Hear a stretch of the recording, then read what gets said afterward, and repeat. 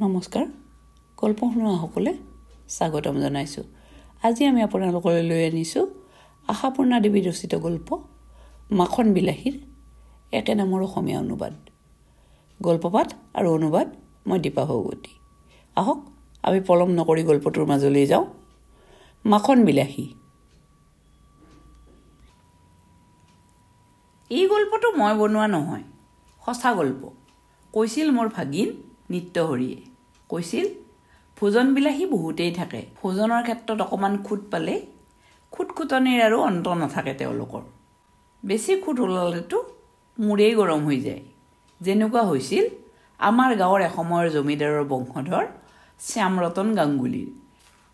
শ্যামৰতন ফাঁচীকাঠত ওলমিবৰ কাৰণতো সেয়াই ভোজন বিলাস। নাই ফাঁচীৰ খোৱা খাই মৰা নাই শ্যামৰতন। তেনেকুৱা স্থূল বিলাস নাছিল তেওঁৰ। আছিল সূক্ষ্মাতি সূক্ষ্ম বেপাৰ। শ্যামৰতনৰ নাক আৰু জিভা আছিল আণৱিক শক্তিসম্পন্ন। শ্যামৰতনে ভাত খায়ে ধৰিব পাৰিছিল সেই ভাতৰ চাউলৰ জন্মস্থান কোনো শ্মশানৰ ওচৰৰ ধান খেতি হয় নে নহয়। কাৰণ তেনেকুৱা হ'লে তেওঁ হেনো ভাতত মৰা পোৰা গোন্ধ পাইছিল। পায়স খাই ধৰিব পাৰিছিল সেই পায়সৰ গাখীৰৰ উৎসস্থল গৌ মাতাই ঘাঁহ খাইছিল নে বেলপাত খাইছিল। বেলপাত খালে শ্যামৰতনে পায়সত তিক্ত স্বাদ পাইছিল। সেই আণৱিক অনুভূতিয়েই কাল হৈছিল তেওঁৰ। এদিন খাবলৈ বহি মাছৰ কালিয়াৰ মাছত বোকাৰ পুখুৰীৰ গোন্ধ পালে শ্যামৰতনে। বাছ খোৱা সামৰি লগে লগে মাতি পঠালে মাছৱালা মাছমৰীয়াটোক। তাৰপিছত জেৰাৰ উপৰি জেৰা, কোন পুখুৰীৰ মাছ ইত্যাদি। মাছমৰীয়া ল'ৰাটো এসময়ৰ প্ৰজাৰেই বংশধৰ, কিন্তু এতিয়া সিহঁতৰ ইউনিয়ন হৈছে। সেয়েহে জেৰাৰ মুখত পৰি খাৰাংখাচ উত্তৰ দি দিলে, হয় বোকাৰ পুখুৰীৰ মাছেই হয়। সিনো কি কৰিব, পুখুৰীৰ বোকাৰ কাৰণেতো আৰু সি দায়ী নহয়। আৰু যায় ক'লৈ, এনেই দুপৰীয়াৰ খোৱাটো ধ্বংস, তাতে আকৌ মুখে মুখে উত্তৰ। ঠাই কৰি হাতৰ কাষতে থকা গধুৰ কাঁহৰ গিলাচটো দলিয়াই দিলে শ্যামৰতনে। আৰু ক'লে তোমালোকে বিশ্বাস নকৰিবা, গিলাচ লাগি ল'ৰাটো সেই যে ৰগ চেপি বহি পৰিল আৰু নুঠিলেই। একঘৰ মানুহ সাক্ষী, পলোৱাৰ পথ নাই। ফাঁচীকাঠত ওলমিব লগা হ'ল শ্যামৰতন। শ্যামৰতনৰ সমান ইমান কঢ়া নহ'লেও ভোজন বিলাহী বহুত আছে, সেয়া বহুতেই দেখিছে। আকৌ শয়ন বিলাহীও আছে বহুত। শয়ন বিলাহীৰ সংখ্যাও বৰ কম নহয়। আঁঠুৱাৰ বাহিৰত মহ ঘূৰি ফুৰিলেও টোপনি ভাঙি যায়। তুলিৰ তলত এডাল চুলি থাকিলেও টোপনি নাহে। এনেকুৱা মানুহ মোৰ নিজৰ চকুৰেই দেখা। এওঁলোকে জীৱনত শত প্ৰয়োজনতো বেলেগ কাৰো ঘৰতেই ৰাতি থাকিব নোৱাৰে। এওঁলোকে শয়নবিলাসত হানি ঘটিবৰ ভয়ত কোনোবা নিকটাত্মীয়ৰ ক্ষেত্ৰতো মৃতকক কাণ নিদিয়ে, দূৰৰ বিয়াঘৰলৈ নাযায় আৰু 7 জন্মতো ভ্ৰমণে বাহিৰ নহয়। ৰেলগাড়ী এওঁলোকৰ ওচৰত বাঘৰ দৰে। এওঁলোক অদ্ভুত, তথাপি এওঁলোক সমাজমান্য ব্যক্তি। এওঁলোকৰ পৰিচয় কম বেছি পৰিমাণে চবৰেই জনা। ভোজন বিলাহী, শয়ন বিলাহী এইবোৰ শব্দ অভিধানত আছে, কিন্তু মাখন বিলাহী আছে জানো এই শব্দ অভিধানত? নাই, মইতো দেখা নাই। চলন্তিকাৰ পৰা আৰম্ভ কৰি ককাহঁতৰ দিনৰ সেই 12.5 ওজনৰ বৃহৎ সঠিক বংগাভিধান পৰ্যন্ত চব বিচাৰি চাইছোঁ, ক'তোৱেই পোৱা নাই এই শব্দ। তাৰমানে আমাৰ চেতাৰজী দা কেৱল স্বয়ম্ভু। পিছে চেতাৰজী দাৰ এই পৰিচয়টো আমাৰ এই পিকনিকৰ আগৰ দিন পৰ্যন্ত জনা নাছিলোঁ। পূৰা গৃহস্থ মানুহ আমি, কোনে বা কেতিয়া পিকনিক কৰিছে। কিন্তু কুজাৰতো মন যায় কেতিয়াবা চিট হৈ শুবলৈ।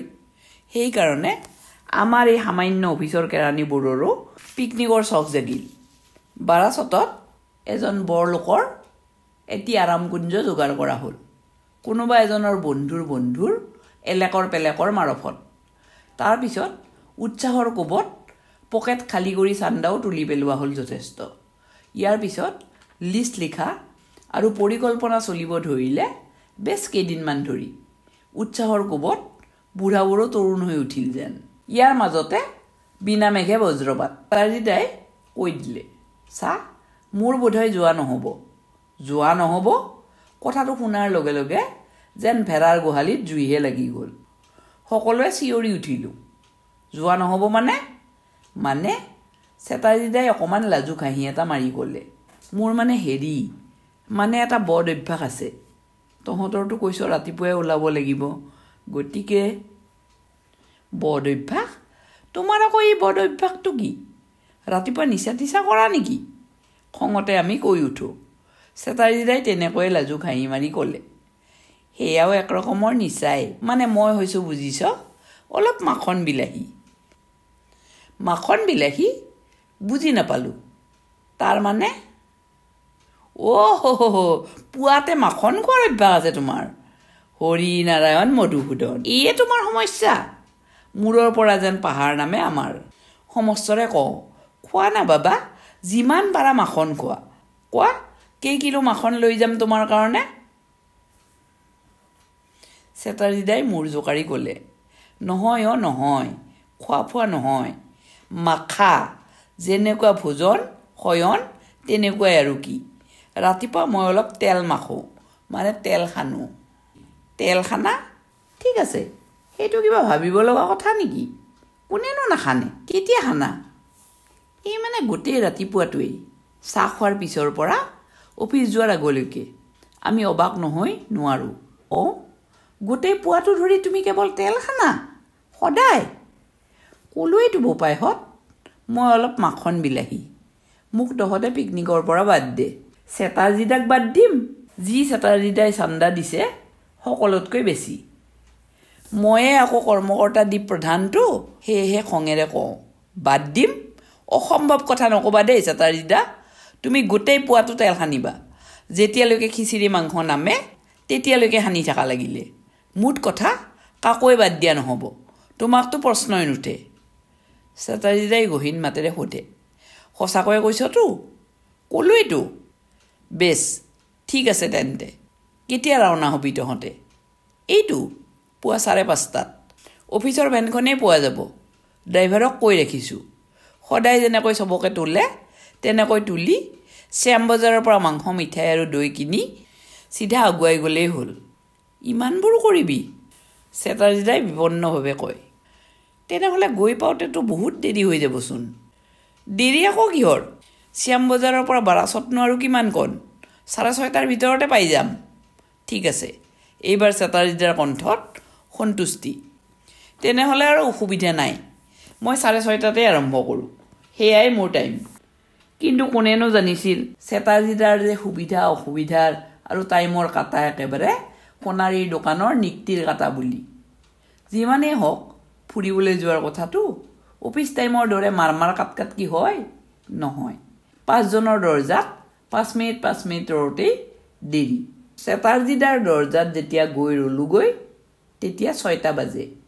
জোৰে জোৰে চিঞৰ ধৰোঁ, চেতাৰজিদা ওলাই আহা। ওলাই আহে চেতাৰজিদা, খালী গা, পিন্ধনত লুঙি। এয়া কি চেতাৰজিদা, এতিয়াও ৰেডি হোৱাই নাই? হৈছিলোঁ, চেতাৰজিদাই নিৰ্লিপ্ত কণ্ঠেৰে কয়।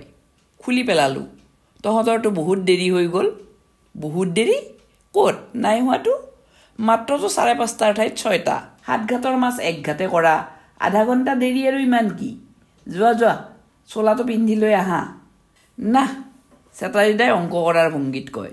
ইয়াৰ পৰা তহঁতে এতিয়াও গ্ৰে ষ্ট্ৰীটৰ পৰা চৌধুৰীক ল'বি, তাৰপিছত শ্যামবজাৰৰ পৰা মাংস কিনিবি, দৈ মিঠাই কিনিবি, তাৰপিছত অসম্ভৱ, 6:30টো বাজিব।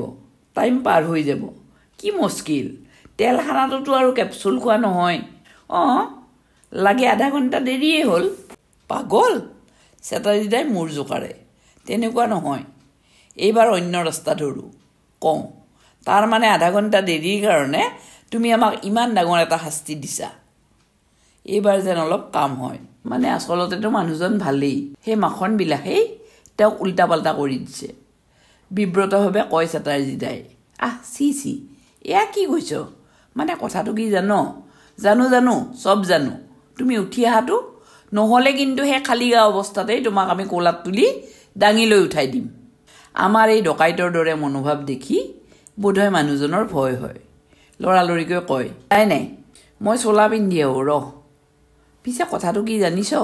আমি সমস্তৰে কওঁ, জানো, তুমি অলপ মাখন বিলাহী এটো আমি সকলোৱে মিলি লাগে পাল পাতি তোমাক তেল সানি দিম হলটো কিন্তু প্ৰশ্নটো সানি দিয়াৰ নহয় প্ৰশ্ন হৈছে টাইমৰ চেটাৰডেৰ টাইমটো হৈছে 6:30 যেতিয়া আমি মাংসৰ দোকানত বকাবকি চিঞৰ বখৰ জুৰিছো জুৰিবতো লাগিবই নহলে আৰু পিকনিকৰ আমোদটো কি 40 নহলেও 24টা দস্যুটো জপিয়াই পৰিছো দোকানত গৈ ফুৰ্তিৰ বান আহিছে তেতিয়া অতএব দোকানীক লৈ মস্কৰা ঠাট্টা কিহে পাথাৰ ডিঙি নাকাটি আমাৰ ডিঙিবোৰহে কাটিছে যে হেয়া কি ওজন হৈছে বোলো লিভাৰবোৰ গুচাইছা কিয় বেছি দামত বেচিব বুলি ও ভাই পাথাটো আকৌ বোকা পাথা নহয়তো চাবা খাই যাতে আমি সবে মিলি বোকা হৈ নাযাওঁ ইত্যাদি প্ৰবৃত্তি বনৰীয়া গাঁৱলীয়া ৰসিকতা কচাইৰ লগতনো আৰু কিয়ে বা উচ্চাংগ ৰসিকতা হ'ব একে পদ্ধতিতে দৈ মিঠাই মিঠাপান কলপাত ইত্যাদি কিনি লৈ উল্লাসধ্বনি কৰি কৰি আমি যেতিয়া বাৰাসতৰ সেই আৰামগুঞ্জ গৈ পালোগৈ তেতিয়া 8:10 দেখিলোঁ চেটাৰডাই মলিন মুখে নিৰ্জীৱৰ দৰে বহি পৰিছে এদাতিত ডাঙৰ মাতেৰে কওঁ কি চেটাৰডা লাগি যোৱা এতিয়া চেটাৰডাই সৰ্বহাৰাৰ মাতেৰে কৈ উঠে আৰু লাগি যাবি দুই পিনৰ পৰা সৰ্বনাশ হৈ গ'ল দুই পিনৰ পৰা সৰ্বনাশ সেইটো আকৌ কি বস্তু কি আকৌ এপিনে 1.5 ঘণ্টা লেট ইপিনে আমাৰ লৰালৰিৰ কোবত তেলৰ বটল আনিবলৈ পাহৰাৰ ভুল তেলৰ বটল তুমি গাত কি তেল হানা আছে চেটাৰডা গাত আৰু কি তেল হানিম সৰিয়হৰ তেলে হানো তেনেহ'লে চিন্তাটো কিহৰ ৰন্ধাৰ কাৰণেতো আমাৰ 5 টিন আহিছে তাতে আৰু মোৰ কি লাভ চেটাৰডাই উদাত্ত কণ্ঠেৰে কয় তাৰটো এভাগহে সৰিয়হ আৰু বাকী 3 ভাগ ভেজাল কোৱা কি চেটাৰডা আমি কিবা যেই সেই তেল আনিছোঁ নেকি নেক্সট তেলৰ টিন